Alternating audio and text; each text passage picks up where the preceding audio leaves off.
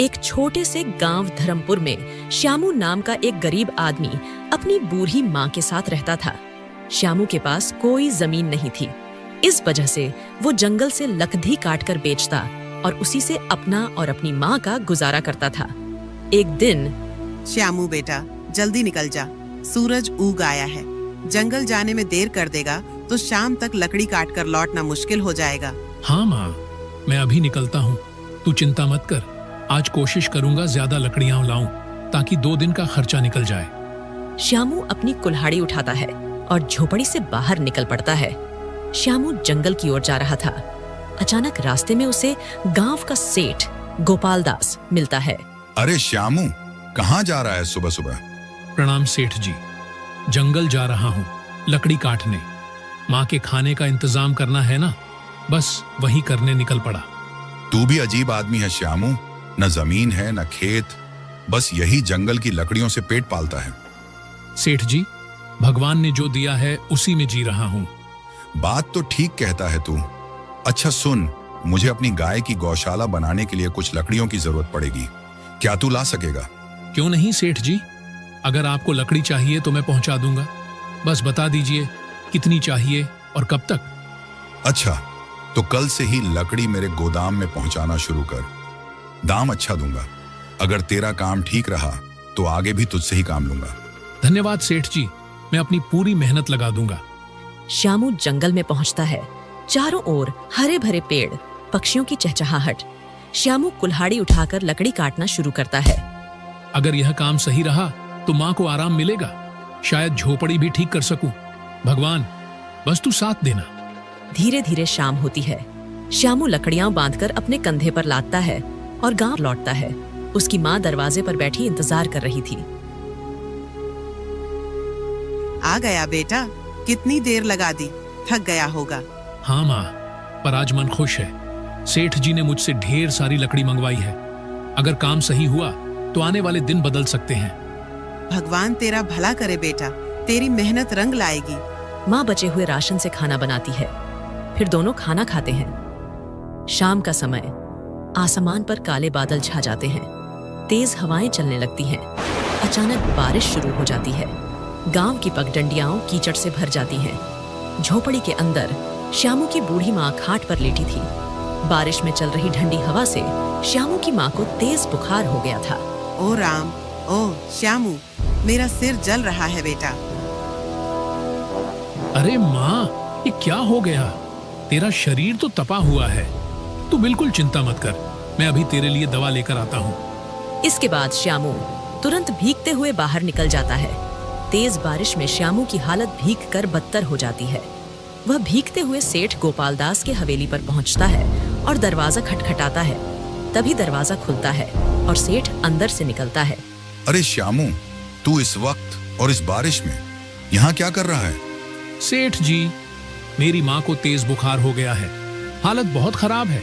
घर में न दवा है न राशन। मुझे पैसों की सख्त जरूरत है। तो तू चाहता क्या है? सेठ जी, मुझे कुछ ज्यादा पैसे उधार दे दीजिए। मैं कुछ पैसे लकड़ी में कटवा दूंगा और बाकी मैं मजदूरी करके लौटा दूंगा। ठीक है श्यामू, पैसे तो मैं दे दूंगा, लेकिन ब्याज देना होगा। ब्याज? सेठ जी, मैं गरीब आदमी हूँ, ब्याज के साथ पैसे कैसे लौटाऊंगा? तो सुन, मैं बिना ब्याज के पैसे नहीं देता। यदि ब्याज के साथ पैसे देने हैं तो बता, वरना पैसे भूल जा। ठीक है सेठ जी, जो शर्त आप कहें मैं मान लूंगा। ये ले कुछ रुपए, और याद रखना श्यामू, ब्याज सहित पैसे समय पर चुका देना, वरना तू जानता ही है। धन्यवाद सेठ जी, मैं मेहनत करके एक एक पैसा चुका दूंगा। श्यामू बारिश में फिर से भीगता हुआ वैद्य जी की झोपड़ी की ओर दौड़ता है। वैद्य जी एक दिया लेकर दरवाजा खोलते हैं। अरे श्यामू, इस तूफानी बारिश में यहाँ क्या कर रहा है?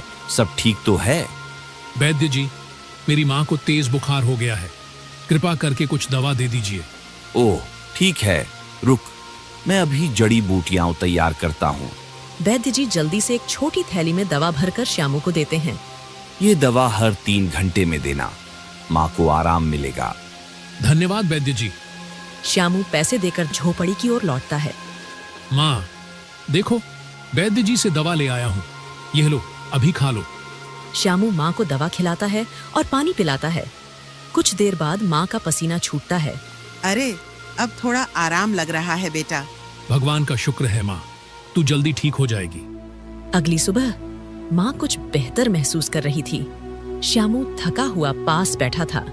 श्यामू बेटा, एक बात पूछूं? यह दवा और खर्च के लिए पैसे तू कहाँ से लाया? माँ, कल रात मैं सेठ गोपाल दास के पास गया था, उनसे उधार लिया है, मगर सेठ ने ब्याज की शर्त रखी है। ओह बेटा, ब्याज वाला पैसा गरीब आदमी को और गरीब बना देता है। हमें सोच समझकर कदम रखना होगा। हाँ माँ, लेकिन उस समय और कोई रास्ता ही नहीं था। माँ कुछ देर सोचती है। श्यामू, क्यों न तू इन बचे हुए पैसों से समोसे बनाकर बेचने लगे। देख, इस बरसात में लकड़ी सुखाना और बेचना मुश्किल होगा, पर गर्मा गर्म समोसे लोग खुशी से खरीदेंगे। अरे माँ, यह तो बहुत अच्छा सुझाव है। अगर काम चल पड़ा तो हम धीरे धीरे सेठ का उधार भी चुका देंगे। हाँ बेटा, मेहनत ईमानदारी से करोगे तो भगवान जरूर साथ देगा। इसके बाद श्यामू कुछ पैसे लेकर गांव की किराना दुकान पर पहुंचता है। राम राम लाला जी, मुझे बेसन, तेल, हरी मिर्च, धनिया और मसाले चाहिए। समोसे बनाने का सामान दे दीजिए। अरे श्यामू, तू लकड़ी का काम छोड़ अब समोसे बनाएगा? वाह रे किस्मत। हाँ लाला जी, वक्त के अनुसार रास्ता बदलना ही पड़ता है। मेहनत करूंगा, सब ठीक होगा। दुकानदार सामान तौलकर थैली में रख देता है। श्यामू पैसे चुका देता है और घर की ओर लौट पड़ता है। उसकी माँ पहले से तैयार बैठी थी। माँ, सारा सामान ले आया हूँ, अब काम शुरू करें। हाँ बेटा, आज हम दोनों मिलकर मेहनत करेंगे। देखना, सब अच्छा होगा। दोनों मिलकर समोसे बनाते हैं। झोपड़ी में समोसों की खुशबू फैल जाती है। श्यामू, यह तो बहुत अच्छे बन रहे हैं। इन्हें बेचने ले जा और ईमानदारी से मेहनत कर। हाँ माँ, आज से हमारी नई शुरुआत होगी। श्यामू समोसे एक टोकरी में रखता है और सिर पर उठाकर बाजार की ओर निकल पड़ता है। बाजार में लोगों की भीड़ थी। श्यामू सड़क के किनारे एक साफ जगह पर टोकरी रखता है और ऊंची आवाज में समोसे बेचना शुरू करता है। गर्मा गर्म समोसे, ताजे और स्वादिष्ट समोसे। कुछ लोग उसके आसपास रुककर देखते हैं पर समोसे नहीं खरीदते। पास ही एक और ठेला लगा था जहां पहले से समोसे बिक रहे थे। उस ठेले का मालिक था हेमू, जो वर्षों से बाजार में समोसे बेचता आ रहा था। अरे ये क्या? ये श्यामू लकड़हारा ये समोसे बेचेगा, और वो भी मेरे सामने? इसकी इतनी हिम्मत! हेमू श्यामू की ओर घूरता है। ठीक है, अब देखता हूँ कि ये कैसे समोसे बेचता है। इसे सबक सिखाना ही पड़ेगा। श्यामू ग्राहकों को बुलाने में व्यस्त था। उसे हेमू की चालाकी का अंदाजा नहीं था। गर्मा गर्म समोसे, ताजे और स्वादिष्ट समोसे, ले लो भाई ले लो। तभी दो आदमी उसके पास आते हैं। अरे श्यामू, तू लकड़हारा था ना, अब समोसे बेच रहा है? हाँ भाई, करना पड़ता है। पेट पालने के लिए मेहनत करनी ही पड़ती है। चल ठीक है, जरा हमको भी समोसे खिला। देखे तेरे समोसे कैसे हैं। श्यामू खुशी से तुरंत 2 समोसे निकालकर उन्हें देता है। लीजिए भाई, ताजे गर्मा गर्म समोसे हैं, जरूर पसंद आएंगे। दोनों आदमी एक एक निवाला खाते हैं। अचानक वे चेहरे बिगाड़ लेते हैं और समोसे जमीन पर फेंक देते हैं। अरे ये क्या बनाया है? बिल्कुल बेस्वाद, न नमक है न मसाले का स्वाद। यह समोसे खाने लायक ही नहीं है। श्यामू, तुझे किसने समोसे बनाना सिखाया? एकदम बकवास हैं ये। ऐसे तो कोई ग्राहक तेरे पास नहीं आएगा। लोग यह देख हंसने लगते हैं। श्यामू का चेहरा उतर जाता है। उसकी आंखों में आंसू भर आते हैं। हे भगवान, इतनी उम्मीद से काम शुरू किया था, क्या सच में मैं समोसे बेचने लायक नहीं हूँ? पास खड़ा हेमू ये दृश्य देखकर मन ही मन मुस्कुराता है। हाँ हाँ, यही होता है जब कोई मेरे सामने समोसे बेचने की कोशिश करता है। अब देखता हूँ ये श्यामू कितने दिन टिकता है। अरे भाइयों, क्यों उन बेस्वाद समोसों के चक्कर में पड़े हो? आओ मेरे पास आओ, यहाँ गर्मा गर्म चटपटा और मजेदार समोसा मिलेगा। दोनों आदमी हेमू के ठेले की ओर बढ़ते हैं। आसपास खड़े अन्य ग्राहक भी हेमू के पास जाने लगते हैं। हाँ भाई, हेमू के समोसे तो हमेशा लजीज होते हैं, चलो वहीं खाते हैं। धीरे धीरे सभी लोग हेमू के ठेले पर जुट जाते हैं। श्यामू अकेला सड़क किनारे अपनी टोकरी लिए रह जाता है। लगता है आज कोई भी मेरे समोसे नहीं खरीदेगा। श्यामू निराश मन से अपनी टोकरी उठाता है और भीगी आंखों के साथ घर लौट आता है। झोपड़ी के दरवाजे पर उसकी माँ इंतजार कर रही होती है। क्या हुआ बेटा, समोसे बिके नहीं क्या? श्यामू चुपचाप टोकरी जमीन पर रख देता है। माँ, बाजार में सबने मेरे समोसे बेस्वाद कहकर फेंक दिए, किसी ने पसंद नहीं किए और सारे पैसे भी इसमें लग गए। अब सेठ का कर्ज कैसे चुकाएंगे? बेटा चिंता मत कर, हर नया काम शुरुआत में कठिन होता है। भगवान तेरे लिए कोई न कोई रास्ता जरूर निकालेंगे। वे दोनों बात कर ही रहे थे, तभी बाहर से आवाज आती है। दरवाजे पर सेठ गोपालदास अपने 2 आदमियों के साथ खड़ा था। अरे श्यामू, कहाँ है तू? बाहर आ, आज हिसाब करना है। माँ, ये तो सेठ है, लगता है पैसे वसूलने आया है। हिम्मत रख बेटा, सच बोलना, भगवान सब देख रहे हैं। श्यामू अपनी माँ के साथ बाहर आता है। सेठ गोपालदास अपनी मूंछों पर ताव देते हुए खड़ा था। सेठ जी, मुझे पता है कि आप पैसे लेने आए हैं, मगर क्षमा कीजिए, अभी मेरे पास कुछ भी नहीं है। मैंने आपसे जो रुपए लिए थे वो सब समोसे के काम में लगा दिए। अभी काम अच्छा नहीं चल रहा, लेकिन जैसे ही काम संभल जाएगा मैं आपके पैसे चुका दूंगा। ये सुन सेठ भौहें चढ़ाता है और ऊंची आवाज में बोलता है। अरे मुझे बेवकूफ मत बना, तेरे समोसों का क्या भरोसा, बिके या न बिके। मैं यहाँ हाथ पर हाथ धरे कब तक बैठा रहूं? मैंने तुझे उधार पैसे दिए थे, कोई मजाक नहीं किया था। श्यामू सिर झुका लेता है। उसकी माँ की आंखों में भी आंसू भर आते हैं। सुन ले श्यामू, आज से ये घर मेरा है। जब तेरे पास पैसे हों तब आकर इसे छुड़ा लेना। अभी के अभी अपना सामान बाहर निकालो। सेठ के दोनों आदमी आगे बढ़कर झोपड़ी के अंदर घुसते हैं। वे बर्तन, कपड़े और चटाई उठाकर बाहर फेंकना शुरू कर देते हैं। सेठ जी, ऐसा मत कीजिए, मेरी बूढ़ी माँ कहाँ जाएगी? बेटा सब्र रख, भगवान सब देख रहे हैं। आसपास के कुछ गांव वाले यह दृश्य देखकर इकट्ठा होने लगते हैं, पर कोई भी सेठ के डर से आगे नहीं आता। श्यामू और उसकी माँ अपना सामान उठाकर गांव से बाहर निकलते हैं। चलते चलते वे नदी किनारे पहुंचते हैं। नदी के किनारे पर घास और पेड़ पौधे थे। बेटा अब हम कहाँ रहेंगे? माँ, जब तक भगवान साथ हैं, हम भूखे प्यासे नहीं मरेंगे। यही नदी किनारे एक छोटी सी झोपड़ी बना लेंगे। इसके बाद श्यामू कुछ लकड़ियां और पत्ते इकट्ठा करता है। माँ उसकी मदद करती है। धीरे धीरे दोनों एक छोटी सी कच्ची झोपड़ी बना लेते हैं। देख, अब सिर पर छत तो है, चाहे कितनी भी छोटी क्यों ना हो। हाँ माँ, ये झोपड़ी ही हमारे लिए महल से कम नहीं। कुछ समय बाद श्यामू फिर से अपने बनाए समोसे टोकरी में रखकर बाजार जाता है। उसका चेहरा उम्मीद से भरा था। शायद आज कोई मेरे समोसे खरीदे, शायद आज सब कुछ बदल जाए। वह सड़क किनारे बैठ जाता है और आवाज लगाता है। गर्मा गर्म समोसे, घर के बने समोसे, लो भाई लो। उसी समय एक बूढ़ा कमजोर आदमी लाठी टेकते हुए हेमू के ठेले के पास पहुंचता है। उसका चेहरा भूख से मुरझाया हुआ था। बेटा, सुबह से कुछ नहीं खाया, जरा कुछ खाने को दे दो, पेट में कुछ सहारा हो जाए। हेमू बूढ़े की ओर देखता है, फिर गुस्से में चिल्लाता है। अरे तुझे दिख नहीं रहा यहाँ कितनी भीड़ लगी है? जाओ आगे बढ़ो, न जाने कहां कहां से चले आते हैं। उसी समय श्यामू दूर से यह दृश्य देख रहा होता है। उसकी आंखों में करुणा भर आती है। बूढ़ा आदमी धीरे धीरे लाठी टेकते हुए श्यामू के पास आता है। बेटा, बहुत भूख लगी है, अगर कुछ खाने को हो तो दे दो। श्यामू बूढ़े को देखता है। ठीक है बाबा, वैसे भी मेरे समोसे कोई नहीं खा रहा, आप ही खा लीजिए। श्यामू अपने हाथ से प्लेट में 2 गर्मा गर्म समोसे रखकर बूढ़े को देता है। पहला निवाला लेते ही उसका चेहरा चमक उठता है। वाह बेटा, तुम्हारे समोसे तो बहुत स्वादिष्ट हैं, सचमुच गजब का स्वाद है। बाबा, क्या आप सच कह रहे हो? सब तो कहते थे कि मेरे समोसे बेस्वाद हैं। अरे बेटा, मैं झूठ क्यों बोलूंगा? यकीन न हो तो खुद खाकर देख ले। श्यामू थोड़ी हिचकिचाहट के साथ टोकरी से एक समोसा उठाता है।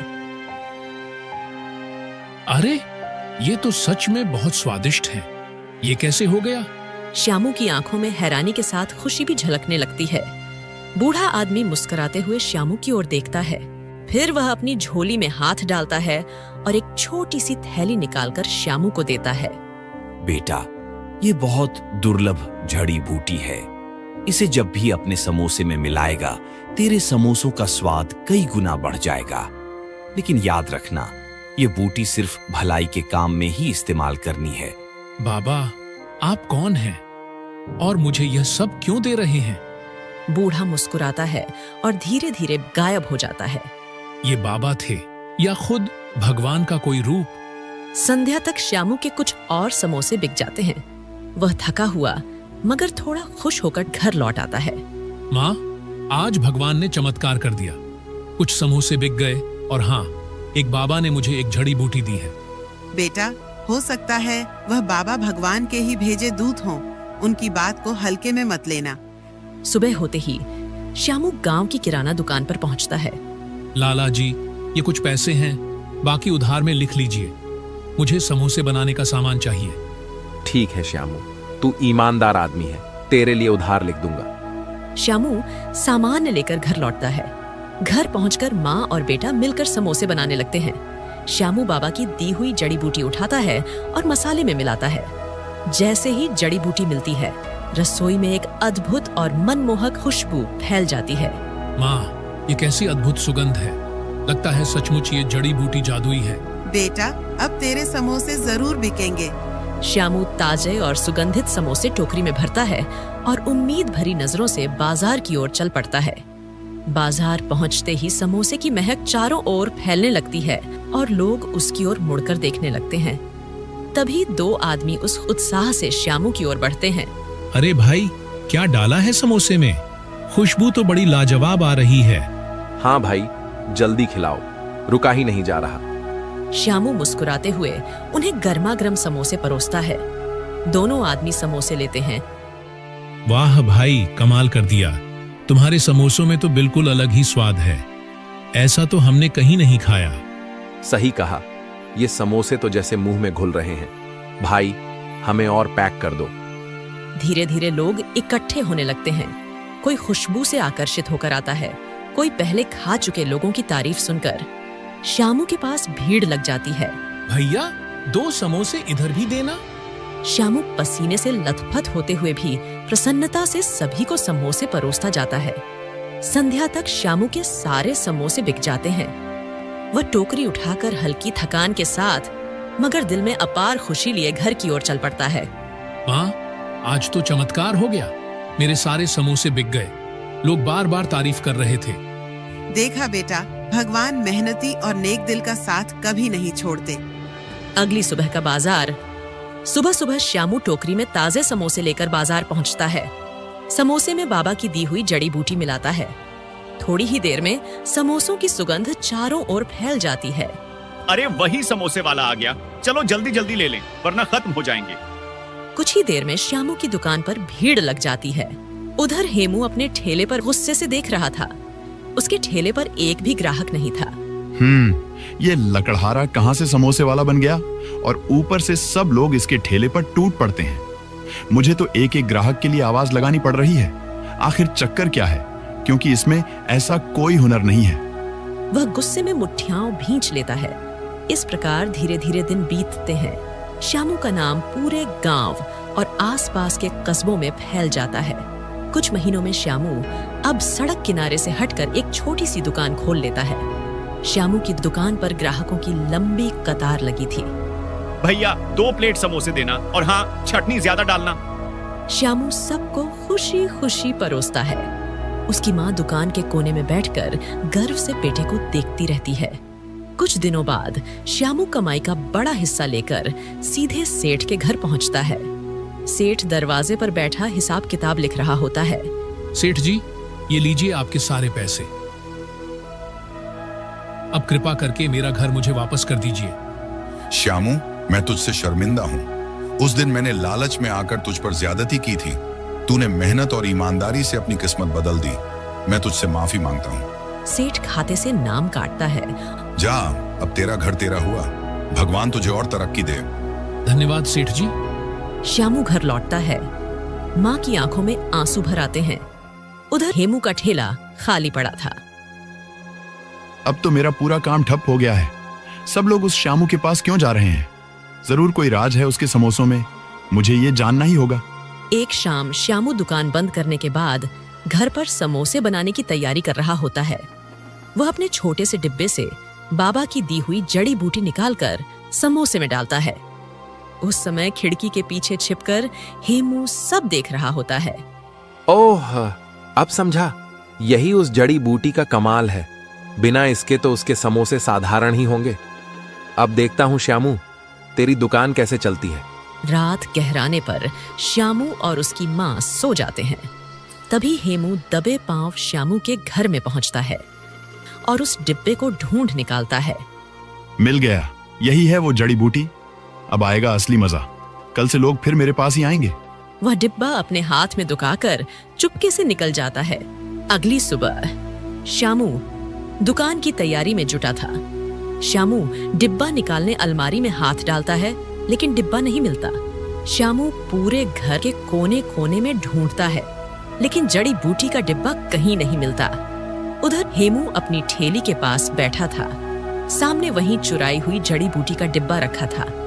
हाँ, अब देखना, जब ये समोसे तैयार होंगे तो खुशबू चारों ओर फैल जाएगी और लोग फिर से मेरी ठेली पर टूट पड़ेंगे। श्यामू का खेल अब खत्म। वह जल्दी जल्दी समोसे ठेले पर सजा देता है। कुछ ही देर में बाजार में लोग आते हैं। एक ग्राहक हेमू की ठेली पर खड़ा होकर सूंघता है। अरे, ये कैसी गंध है? बड़ी अजीब सी लग रही है। खुशबू तो बिल्कुल वैसी नहीं जैसी श्यामू के समोसों से आती थी। चलो फिर भी एक खाकर देखते हैं। वे समोसा लेते हैं और जैसे ही मुंह में डालते हैं तुरंत थूक देते हैं। अरे, ये तो कड़वा और बेस्वाद है। क्या मिला रखा है इसमें? भाई, ये तो सेहत बिगाड़ देगा। चलो यहाँ से चलते हैं। हेमू के माथे पर पसीना छलकने लगता है। वह खुद एक समोसा खाता है और तुरंत खांसने लगता है। अरे, ये तो सचमुच कड़वा है। उस श्यामू के समोसे ऐसे कैसे मीठे और स्वादिष्ट हो गए? मैंने तो वही जड़ी बूटी मिलाई थी। वह चिढ़कर डिब्बा फेंक देता है। अचानक तेल की कड़ाही गिर जाती है और आग भड़क उठती है। देखते ही देखते उसकी ठेली जलकर राख हो जाती है। अरे अरे, बचाओ, मेरी ठेली जल गई। सन्नाटे में हेमू राख हुए ठेले को देखता है। आंखों से आंसू बहने लगते हैं। अगली सुबह हेमू सीधे श्यामू की दुकान पर पहुंचता है। श्यामू ग्राहकों को समोसे परोस रहा था। हेमू हाथ जोड़कर उसके सामने खड़ा हो जाता है। श्यामू भाई, मुझे माफ कर दो। मैंने तुम्हारी जड़ी बूटी चुराई थी। मैंने सोचा कि तुम्हारी सफलता को छीन लूंगा, पर मेरा सब कुछ जलकर राख हो गया। हेमू, लालच का रास्ता हमेशा बर्बादी की ओर ले जाता है। मेहनत और सच्चाई ही इंसान को आगे बढ़ाती है। मैं तुझे माफ करता हूँ, लेकिन एक बात याद रखना, लालच मत करना। बस मेहनत और ईमानदारी से काम करना, तभी सुख और सम्मान मिलेगा। हाँ श्यामू, अब मैं मेहनत से ही कमाऊंगा। यही मेरी सबसे बड़ी सीख है।